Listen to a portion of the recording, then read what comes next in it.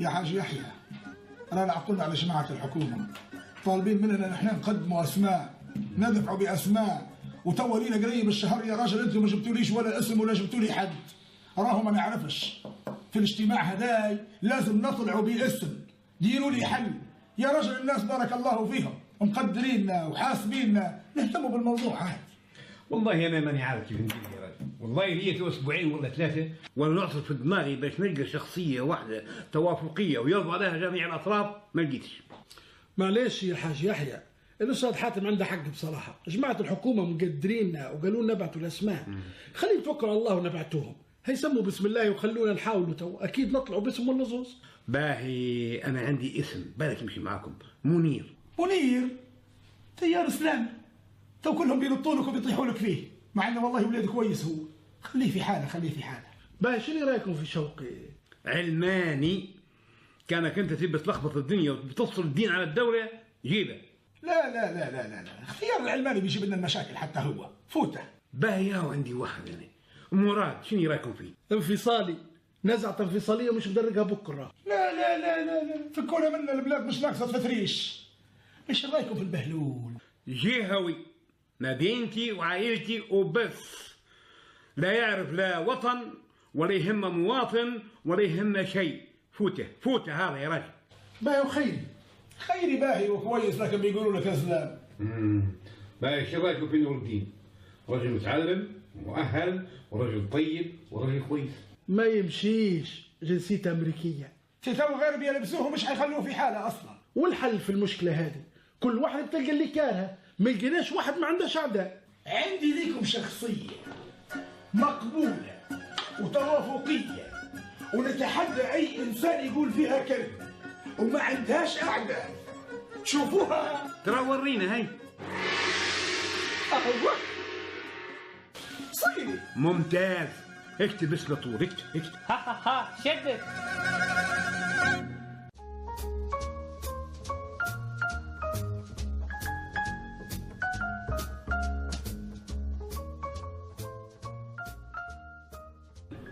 مبروك ما عولت ويا اخوي حاتم. الله يبارك فيك يا حاج يحيى، ان شاء الله يسلمك. والله يا اخوي حاتم لدرجه مهمه ونقزتوها بصراحه، ان شاء الله غير ولدك مختار ارتاح تو عاد.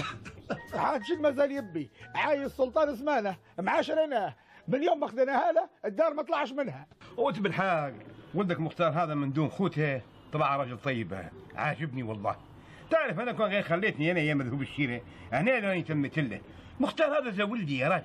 هو تبي الحاج مختار بيتوتي، كان هو طلع من حوش راهو ماشي للدكان بيجيب حاجه لمهمته وبيولي، قلت خلي ناخذها له ونتهنى.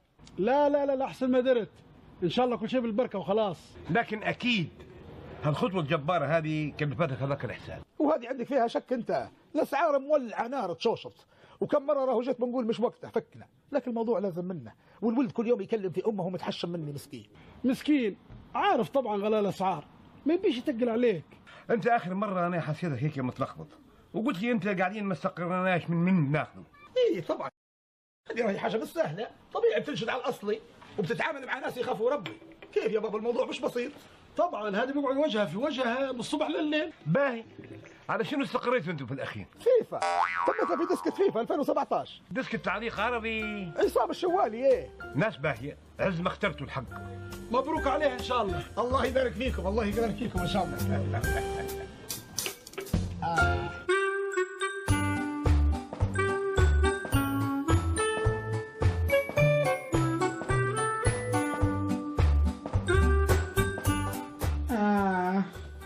يحيى يا يحيى، والله شكلنا بنموت وحان وقت المغادرة. ان شاء الله بعد عمر طويل يا ابوي. بالله عليك هيك ترعش فينا يا رجل.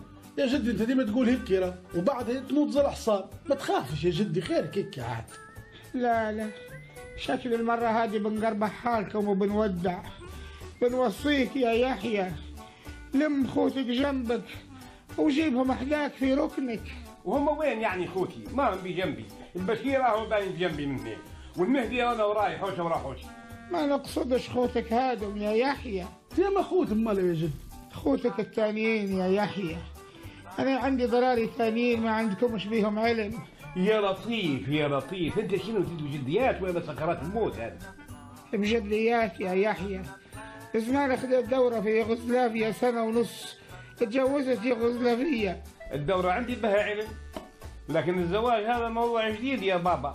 اليوغوسلافية هذه جبت منها ولد وخلتهولي وهربت، ما قدرتش نروح بيه معاي، خفت من أمك الله يرحمها. الله يرحمها. به الولد بعد ما وحلت فيه وهو قاعد ما ربعنش، لفيتها في بطانية وحطيتها قدام السفارة الأمريكية في الليل وهربت.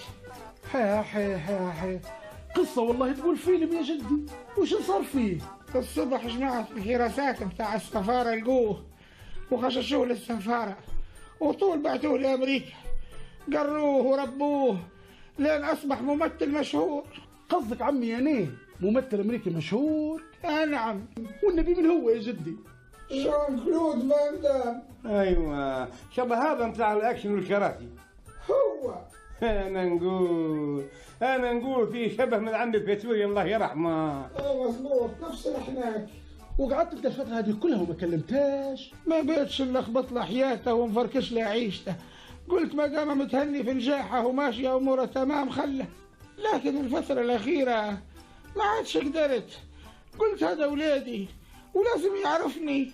دورت على صفحته الشخصية في الفيس وخشيت له على الخاص وقلت له يا فان دام راهو أنا أبوك من ليبيا. رد عليك طول. وش كتب لك؟ كتب لي تبا لك يا سيدي الولد طالع أعصاب ما عندهاش الريح وين يدور. لم خوتك يا يحيى وجيبهم في ركنك الله يربحك، تربح يا يحيى. وين بنجيبها هنا في ليبيا وين؟ المفروض هو يجي يرفعنا من هنا ويلمنا بحذاه. عندك خو ثاني يا يحيى، خوك الصغير، دبر كيف تجيبه. ممثل حتى هو؟ لا ملاعب كورة. ايوه هذا وين ربخت. من هو بسلامته؟ أنخيل دي ماريا. أنخل دي ماريا متاع باريس سان جيرمان. عمامك الصغير هذا يا عماد، دور عمامك وجيبها احداكم يا عماد. سبحان الله، هو الفاطق الناطق خوي اسماعيل يا بن ولد. هذا زمان لما مشيت لفرنسا نعالج على الغضروف، قعدت عام ونص غادي. ايوه تزوجت الممرضة الارجنتينية اللي تديرلي في العلاج الطبيعي وجبت منها انخيل. بعدها توفت هي المسكينة، خفت نروح بيه معاي للبلاد، امك رايك هذا كلتنا. خذيتها حطيتها في باكو متاع DHL وانقبت الباكو من كل الجهات لضمان التهوية ليه، وكتبت على الباكو عنوان نادي باريس سان جيرمان. وصلهم الطرد للنادي يا يحيى وفيه نخيل، خذوا هذاك الطرد وخشوا به لداخل للنادي، تبنوه ولعبوه وعرفوه الكورة لين ولا ملاعب كبير.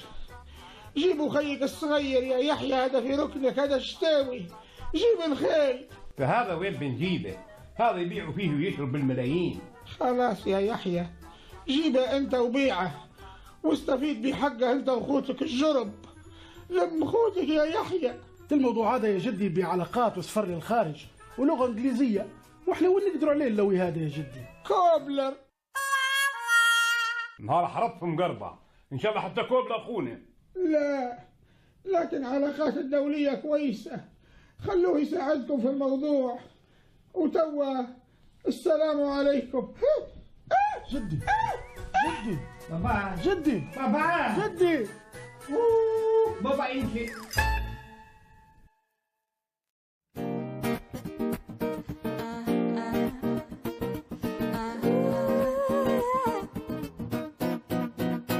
عمي يحيى احنا يسألنا على عماد في كل الابلكيشنات، في توك، في جروبات الواتساب، فايبر، لقيناه شخص محترم وكويس. باهي الحمد لله. بس للاسف اكتشفنا عفسه بسيطه، هي حقيقه مش انا اللي اكتشفتها، المدام هي اللي اكتشفتها. باش شنو هي العفسه؟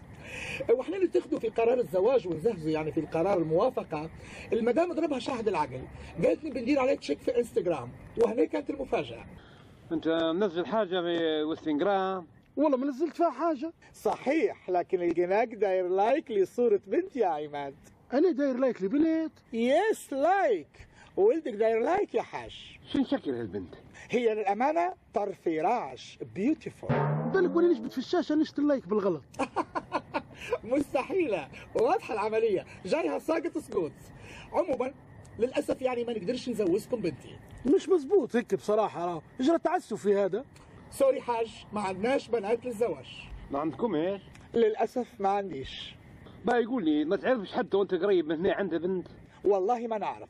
ما كنتش جايبين الفترة الجاية؟ الفترة الجاية عيد، جايبين حاوية ملابس أطفال، لكن بنات للزواج ما أعتقدش. حاج يحيى، حقيقة أنتم خشيتوا خاطري ونبي نخدمكم. عندي خالتي، تخشوا عليها. خالتك هذه شين جوها؟ والله هي للأمانة عصاب. اعصابنا احنا كلنا اعصابنا وكلنا ناس من اعصاب، والايام هذه الاعصاب كلها راقيه. وقاتله واحد. شنو؟ دفاعا عن الشرف.